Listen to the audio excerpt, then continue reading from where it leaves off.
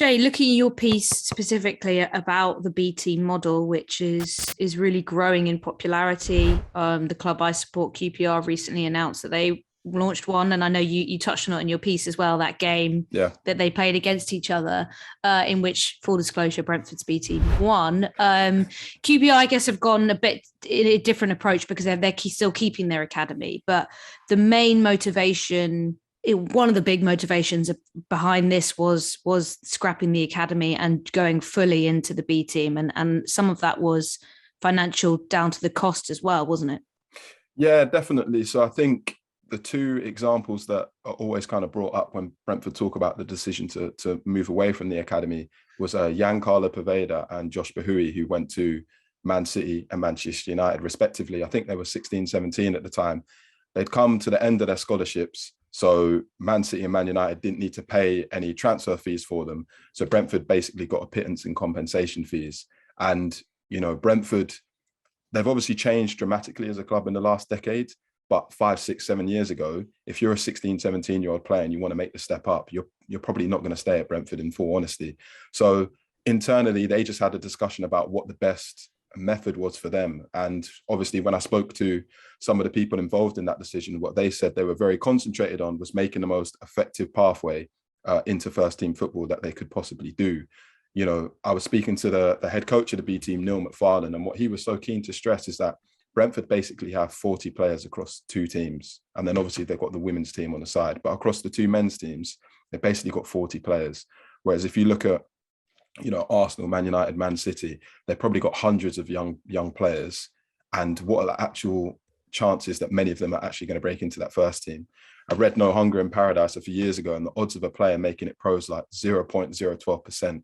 All these clubs are doing a stockpiling talent, and it doesn't really go anywhere. So I think Brentford just said, you know what, this is a better system for us. And they completely acknowledged that the B team is not for everybody, but they just said that where they were coming from, it was just the best thing for them.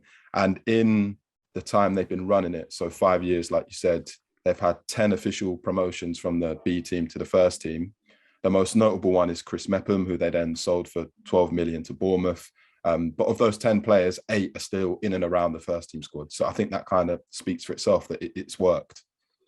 Yeah, and it's certainly sustainable in many ways because you're actually going to make a profit on some players, the Mepham one being an example, rather than just getting a little bit of compensation because of the EPPP 3Ps rules around it, which was really controversial when it came in and is still really controversial now because so many clubs do lose out. I guess I wanted to look at the bigger picture as well before maybe we talk about Brentford specifically, but when the COVID-19 crisis came along for football, there was talks again of this Premier League having B teams in the EFL, which I know clubs like Man City are quite keen on.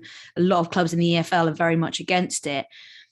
And what I feel like Brentford's move and other moves, I think Southampton have a B team, obviously I mentioned QPR, kind of shows is, to me, a lot of EFL clubs have kind of been forced into doing this because they've been losing so much talent on the cheap that in a way, the only way to survive and not have your talent poached for nothing is to move into a B team model, because you're spending, what Brentford you mentioned, is spending 1.5 million to run an academy every year and getting next to nothing in return. And it feels like they were the first to do it, but there's going to be so many more because in order to survive, EFL clubs are going to need to do this because they're just not getting any money for their talent. Yeah, exactly. One, that was an insane comment that you just said. I don't even know where to begin on it, like in like the best way possible. Like you said, it's just the football clubs at the top dominate, don't they? The top 6 dominate. All these clubs, they just have the financial resources to pluck players from whichever part of the country that they want to, even though they're not really supposed to, and they can just completely dominate. So like you said, for EFL clubs and clubs that are lower down the pyramid to survive, they have to be innovative. They have to think of ways to do things differently, which is where Brentford's B team came into it.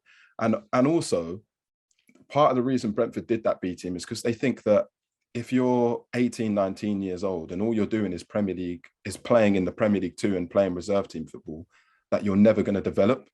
You're only going to get those.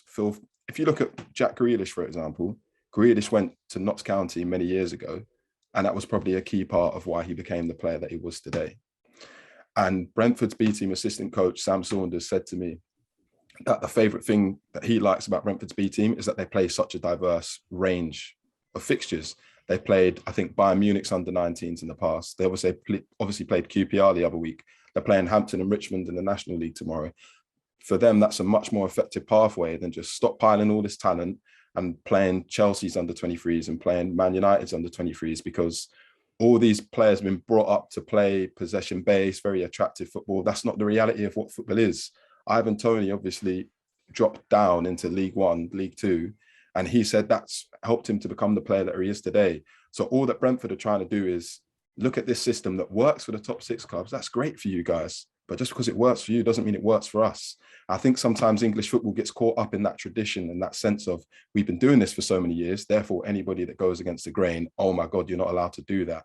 And like you said, Brentford, Southampton, QPR, they're just trying to find ways to level the playing field, I guess. Jay, why is it that Brentford can play those continental teams, the European teams that you've talked about? What is it that allows that to happen then? So basically, because they're outside of the EPPP, so the Elite Player Performance Plan, they don't play in a set league. So therefore, they have the freedom to kind of dictate who they play. So like I said, they're playing Hampton and Richmond on Wednesday evening. They played QPR's B team last week. They played Southend recently, Aldershot. Obviously, before the pandemic, they went on tour a lot. So basically, they just have the autonomy to decide that they want to play whoever they want to play. Yeah, I mean, everything you've said so far, it makes complete sense to Brentford, but also it would make sense to a lot of teams just having those 40 players that can move fluidly between the two as well. So players quite easily can come up from the B team and enter the first team arena. It makes complete sense, but to me, it sounds very, very European. When you were doing your research and looking around, is this the model that a lot of European clubs have? I don't know if it's partly inspired by the fact that obviously Brentford have a huge Danish influence at the club, which is something I'm hoping to explore in the future.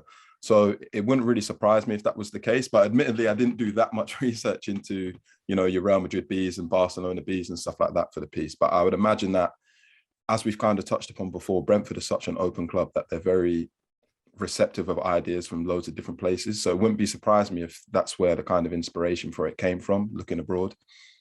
Jay, to kind of come full circle as well, I suppose Brentford have the best of both worlds here, because they're showing with the B team that they can invest and get some homegrown, to an extent, talent, although there's international players within that B team setup, but their scouting network is so good when they're recruiting from the lower leagues. So what they're really trying to do is evolve this idea that everyone has to be grown through an academy system, and really focusing on a bit more of a holistic approach, which is making sure players are ready to play football at the highest level. So even if it's not Brentford that's going to benefit from them playing, I mean, they might benefit financially, which is obviously great for them, but they're actually in the long run, hopefully creating better footballers for the whole pyramid, which I think is really important, because like you said, Ivan Toney, it could have been a completely different story for him. And it is a different story for so many players up and around the country who don't make it.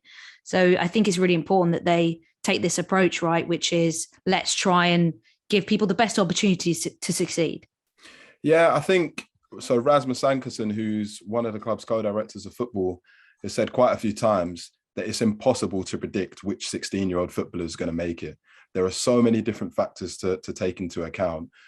We've all seen players over the years. Someone in the athletic office the other day mentioned the name Gael Kakuta, who is supposed to be an absolute world beater. And I couldn't tell you where he plays. And I don't even think he's 30 yet. It's impossible to kind of tell which way a player is going to go. There's so many things you have to factor into account. And I think one thing with players like Tony, etc., players mature at different ages. I've spoken to members in that B team that have said, I've been at other clubs before where I was 17, 18 years old, and it didn't work out for me because I didn't have the right attitude.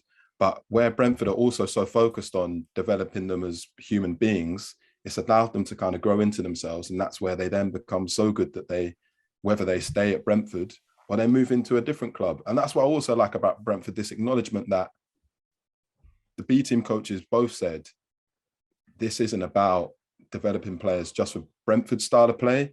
This is about making sure that wherever these boys land, whether it's in the Premier League with another club, whether it's with Brentford, whether it's in League Two, whether it's non-league football, whether they give up football altogether, that we've developed them as human beings and we've prepared them for wherever they end up. And I think more clubs should probably take that approach, because like you said, the chances of these boys actually getting to the top levels is so slim. And one thing that was really interesting, this might be slightly off topic, I mentioned earlier that Daniel Oyegoke joined the club from Arsenal this summer. And the first game I watched him was against Southend, who've just gone into National League. And let's just say the ball was up in the air for the majority of the game. And a few of the B team players looked a little perplexed as to what to do with it. And I've spoken to Daniel since, and he said that game was an eye-opener. He said, I've never experienced that before. And he said, you know what? I loved it for that exact reason, because that's real football. And that's something they don't teach you at academy level. And again, the coaches said, Daniel did struggle in that game. And that's exactly why we pick those games, because he's never going to learn. He's never going to become the amazing defender that he could become if we don't expose him to that, which I thought was really nice to kind of tie everything that I'd discovered with the B team all together.